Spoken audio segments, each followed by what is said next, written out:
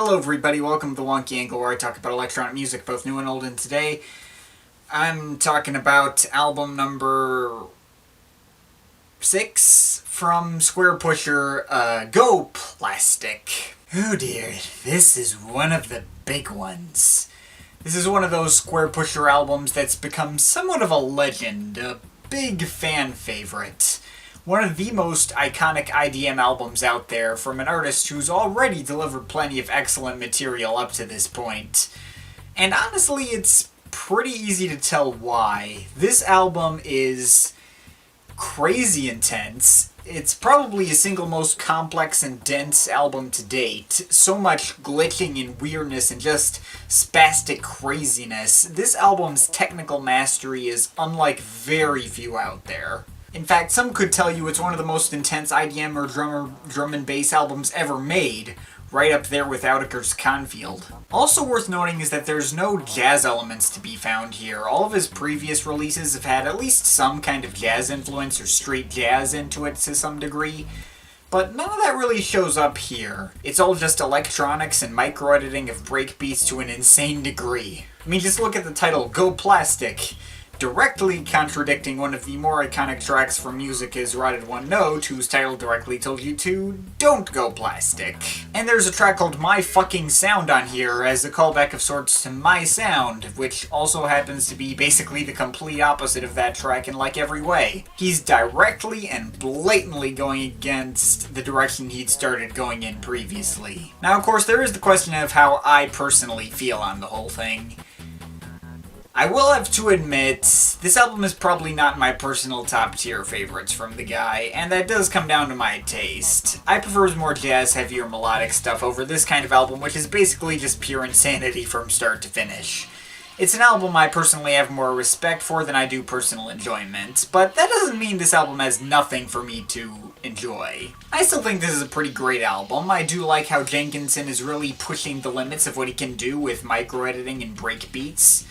It's certainly more creative and out of the box than Budokan Mind Phone or Selection 16, and while enjoyment-wise I think this might actually be slightly below those two at this point, that still makes for a pretty great album all around. I know it may be controversial to hold Budokan Mind Phone, Selection 16, and Go Plastic at approximately the same level personally enjoyment-wise, and this one to be the lowest of the three, but it is what it is. I can only speak for myself anyways, and yeah, I mean, I have a lot more respect for this one than I do Budokan Mind Phone or Selection 16. So let's go down this thing on an individual track basis. Now, the album opens up in a very similar way to that of Budokan Mind Phone, i.e. with a track that has strong aesthetic similarities to the rest of the album, but not really in its overall vibe. It doesn't make the strongest of tone setters to the album, and in general is much more accessible than the rest of the album as well. Oh, and it's also my favorite track on the album too. Fancy that. For the record, this is not the last Squarepusher album opener to follow this exact pattern, but I'll get to that another time. But whatever, despite its being much more lighthearted than the rest of the album and it not being the best of tone setters, My Red Hot Car is undoubtedly my favorite track on here. It's just ridiculously catchy. Hell, in terms of just sheer catchiness, this is almost certainly the biggest earworm Squarepusher's ever come up with. But it's not like this track is some kind of lo-fi accessible pop track that doesn't meld well with the rest of the album either. First of all, there's a ton of glitching and craziness all over this thing. It gets pretty insane in some areas. Some pretty atonal and bombastic sections. And not to mention, though the lyrics are, like, barely comprehensible at all, they are there, and they're in English, and they're a little on the uncomfortable side. Basically, this is a sex song in the most direct way possible, the most audible line being, "I'm gonna fuck you with my red hot cock."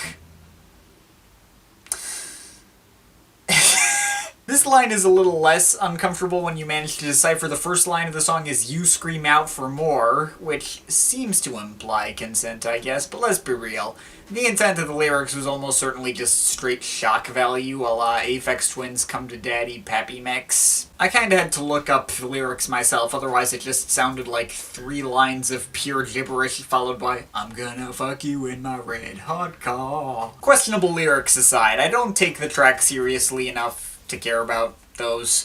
I just love the track because of the way it sounds. And I also like this album version more than I like the much more conventional and comprehensible alternate version, My Red Hot Car (Girl). That version takes all the glitchiness and weirdness out and presents it as if it were a straightforward pop track, which is cool, I guess, but the glitchiness and stuttering breakbeats and craziness is a major part of the appeal of the track for me. The fact that it combines his experimental drill and bass style with his catchy pop hook, the fact that it's just so completely off the wall and insane yet still gets stuck in your head so easily. So yeah, anyway, of course once you move on from there in the album, you disappear down the rabbit hole a hell of a lot faster than Budokan Mindphone. The first sound you're greeted with on the second track, Boneville Occident, is just this super blown out bass synth playing a fairly dark but hard-hitting sequence. And the track just kind of wanders all over the place from there in much of the same way that a track like Don't Go Plastic did, digressing pretty heavily from the initial theme, but eventually returning to where it started. Most of the tracks on this album are similarly over-the-top, bombastic, loud, noisy, and above all, non-linear and strange. Go Spastic, for instance, I mean, that doesn't really have any kind of theme that it starts with and later returns to that I could notice, at least. It just kind of wanders about aimlessly from sound to sound. And for what it's worth, I don't necessarily mind this either. I think it makes for a very interesting and layered listen, even if sometimes a bit unengaging if I'm not in the right mood. So many of these tracks just jump from sound to sound every couple of seconds, and everything just blasts so much micro-edited noise at you, almost to the point of overstimulation. And if you're not prepared for all of it, I can see it becoming a massive overstuffed headache after a while. But the fact that this album is so entirely unapologetic about everything is kind of what makes it so amazing. And even if I wish some of these ideas got the chance to stick around longer and form more well-defined tracks, I don't think there's a dull moment on this album. I may not be huge on tracks like Greenway's Trajectory or My Fucking Sound, which are more notable for their overall extremity than any single idea presented within. Like, I think there's one moment on Greenway's Trajectory where he edits one drum sample so much that it starts blurring the line between rhythm and pitch, and even crosses that line as well. But, yeah, I have to respect them for how out there they go, and how I can still come out of them feeling entertained. But yeah, I do in general tend to prefer when these tracks try for more melodic stuff. Probably my second favorite track from this album is The Exploding Psychology, which actually brings in several melodic passages that are all pretty creepy and mysterious, though ranging in noisiness and dissonance. The ending's actually pretty straightforward and almost melancholy, but there are some pretty noisy passages before that. And I Wish You Could Talk is another really great track that, among its intense breakbeats and tonal metallic clanging, there's an effective but spooky gothic atmosphere lying underneath, taking things into a feed me weird things territory, slightly more easy for me to get invested. There's even one straight melodic ambient track on here, Tommib, that is very refreshing to hear, even if it is only a little over a minute long. But there's also ambient-ish tracks like Meteng Excuski V1.2 and the closer Plaisto Flex Out, which opt for pure atonality. The former mainly just being a noisy interlude that doesn't really add to much of anything aside from keeping up the flow of the album, I guess, and the latter, which does actually form a pretty decent groove and never goes particularly over the top. Certainly nice to have around, even if it stood out less and less the more I listened to this album in preparation for this review. Heck, I'll be honest, this album wore out on me a lot quicker than the earlier Squarepusher albums when I reviewed them, but I think that just kind of comes down to my personal taste. I much prefer the jazzier side of Jenkinson, and there's basically none of that here. Just a ton of micro-edited breakbeats and non-linear song structures. Well, I guess the latter is some of that jazz influence bleeding in, but it can lead to this album really starting to run together after a while, and I can't tell when tracks begin and end, even though it's not like this is a continuous mix or anything. I don't know, most of it has a somewhat similar effect on me that an Outtaker album would. Stuff that I'm super impressed by all the elements that go into it, but only on a few choice moments does it do much for me emotionally.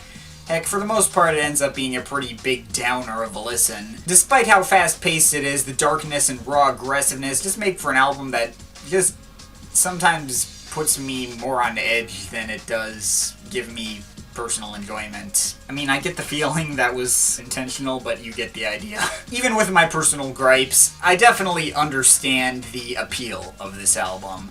This album is incredibly aggressive, in-your-face, intense, harsh, not for the faint of heart, but it's incredibly detailed, well-textured, and generally pretty fun. I can see this being 10 out of 10 material for other people, which, you know, that's great for those people. And even I still put this on occasionally, despite not being my thing as much as some of the other Squarepusher albums. The stuff that works really works, and even the stuff that doesn't has its appeal. Just not all of it translates well into my personal musical taste. So yeah, I don't love this album. I think I'm overall feeling like a 7.5 out of 10, but I won't deny it is pretty much a classic. But of course, this is just my opinion. You can feel free to disagree with it, but I'd like to hear your thoughts, so leave the comments in the comment thing down there. But yeah, that's pretty much it. That's all for today. See you next time.